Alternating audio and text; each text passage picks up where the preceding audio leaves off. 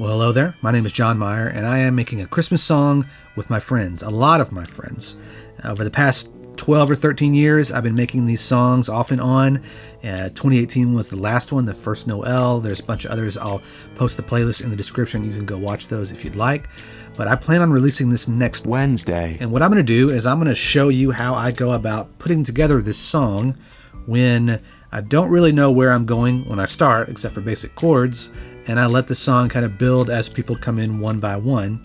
So it's somewhat of a logistical nightmare, and if I was smart, I would arrange all this ahead of time, but that's not very fun. So much of this is about the video as well as the music, so I'll show you a few of the clips, but be sure and check back next Wednesday. I think 10 a.m. Central Standard Time. Wednesday morning, I'll do a premiere and we can watch the first viewing of Oh Holy Night. It all started when two of my longtime friends and Paper Walls Christmas song contributors, Drew Phillips and Randy Fuller, reached out to me about doing this. So I said, let's pick a date. And they came over, and I wanted to start as fresh as possible. You know, I sit in here and write music all the time by myself.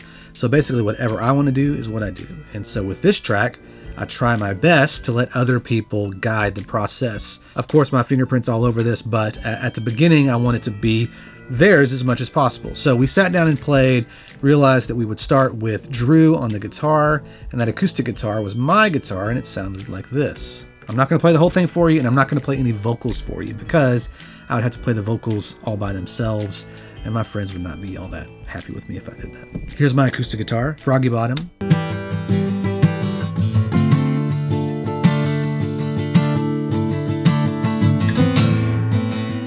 You'll notice there are quite a few parts of these tracks that are muted.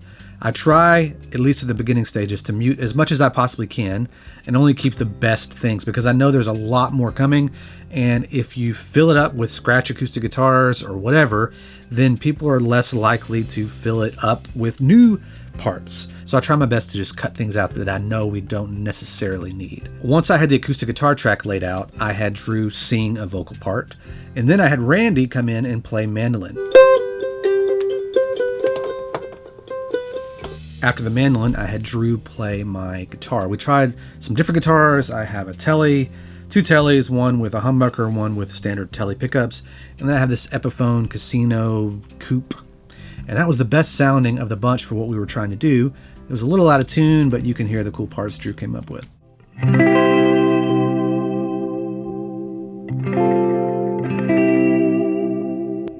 I found that I could pitch the whole thing down 10 cents and it sounds a little bit better. So I need to get that guitar into the shop.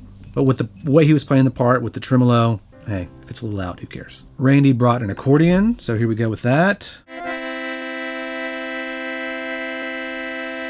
There was a time when this sounded like an Italian restaurant with the mandolin playing the tremolos and the accordion. But I think we've moved past that. Besides vocals and background vocals, I think that's it for the first day. The next day I had my friend Joel Cameron, who has been on this channel many times, come over and play some drums. So we have our main part here.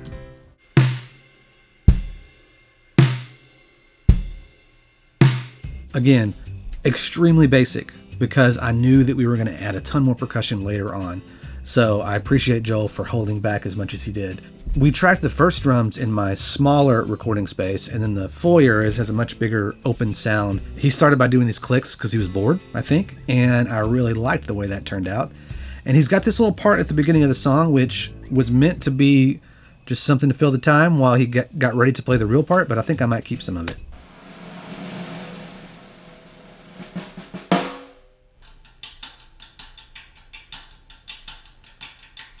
Two separate passes left and right. He set out to play this busier snare part, but I muted it because I think that will be filled up with other percussion, although I may bring it back, we'll see. And then I added my bass.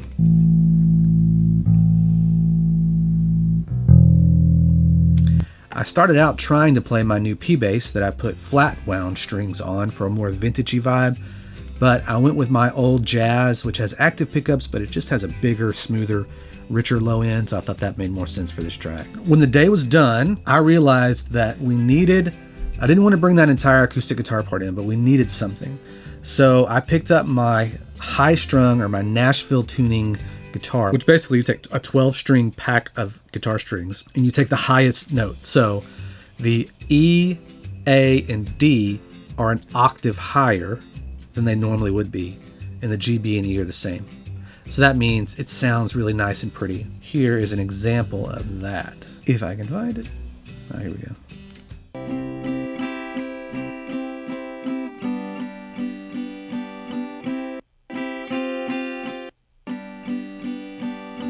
I think it's at its best when it's blended with a normal acoustic. So it makes it sound like a 12 string, but they're playing, it's not the same performance. This project always comes to life when my friend Brady shows up, and Brady plays a lot of different things, steel guitar, banjo, but he showed up with his dobro, and here are some of his dobro parts. You always have to have some good harmonics to start things out.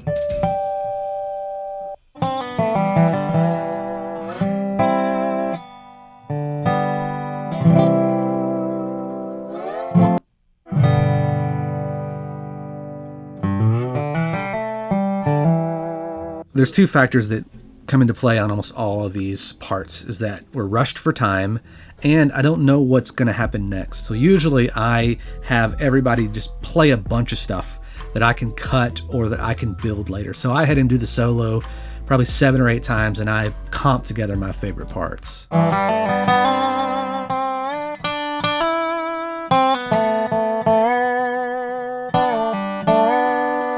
I want to play the whole track for you so you can hear it, but it is not ready, so you're just going to have to wait. But that's the dobro, and there's so many tasty parts throughout the track. That gets us to last night, and last night I had a bunch of friends come over to sing and also have their kids play on it. What we found, and the reason why this has become so special, is that I started making these tracks 13 years ago, and I look totally different, and all the people involved look totally different. So as the years pass, we realize, it's kind of hard to do this during Christmas for everybody, but it's a lot of fun and it makes a good memory. So I don't have to beg people to come over and play anymore. They just kind of show up. And some people even volunteer to come sing when I make a post on Instagram. So my friend Ryan decided to add this guitar part to the second verse just to give it a little bit of a change. Super simple part, but it's really great.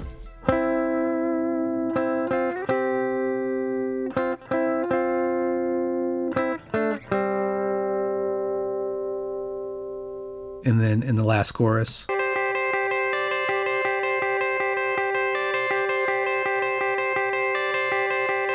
All right, and then Trav showed up with his harmonica. Notice I had to throw auto-tune on it because I feel like all harmonicas are out of tune.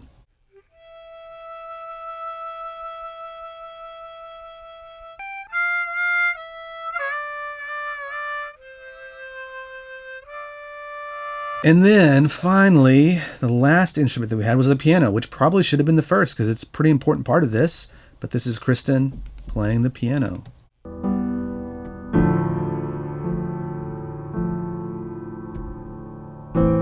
That's my piano back there with a pair of Coles. And there's probably kids screaming in the quiet sections because it was chaos last night in the house. So I think this is going to work, which is crazy. Again, I instructed her to play the most simple parts possible so we make sure that we have enough room for everything. And I said I wasn't going to play vocals, and my friends aren't going to be happy with me. Let me tell you about this. We are not the type of friends that sit around and sing, ever, and we never will be that. And this is difficult for everyone involved. And notice I'm not in there because that'd be embarrassing. Luckily, I get to hold the camera. I told them last night that when you watch this in a week, it's going to look ridiculous. And when you watch it in a year from now, it's going to look ridiculous, and maybe 3 years from now. But when we're all old and in our retirement homes, we're going to be glad that we have this video of us singing together in this tiny little studio. So this is us. Again, no professional singers here, just my good friends.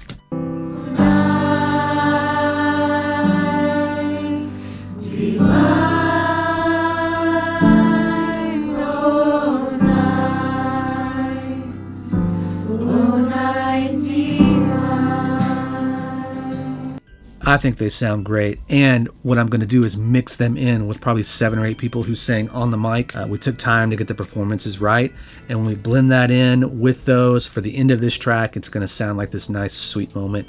I really think it's going to turn out great when I get to it later on this week. Now, I do have a few more things that I'm working on that are fun. I had my son and one of my friend's daughters play the vibes, and since we were short on time, I just had them play a chord, and then I'll fly it around. So it sounds like this. 1, 2, 3, 4.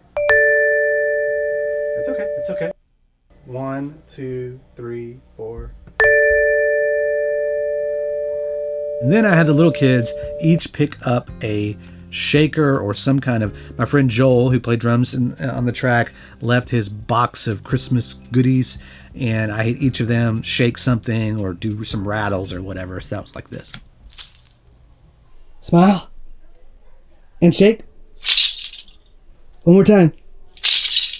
Got it. This could be a good candidate for a little percussion sample library. Maybe I'll put something together. But that's it. That's our track. It'll be out next Wednesday. I still have a lot of work to do, and there's more people that are probably going to come and record vocals, all that other stuff. But this is my favorite thing. I love getting to reconnect with my friends that I don't see very much, and I like the way this comes out. It means a lot to me. I hope it means something to you. So next Wednesday, which would be the 20th at 10 a.m. Central Standard Time, I'll have a premiere. So check back then. We'll talk soon. See ya.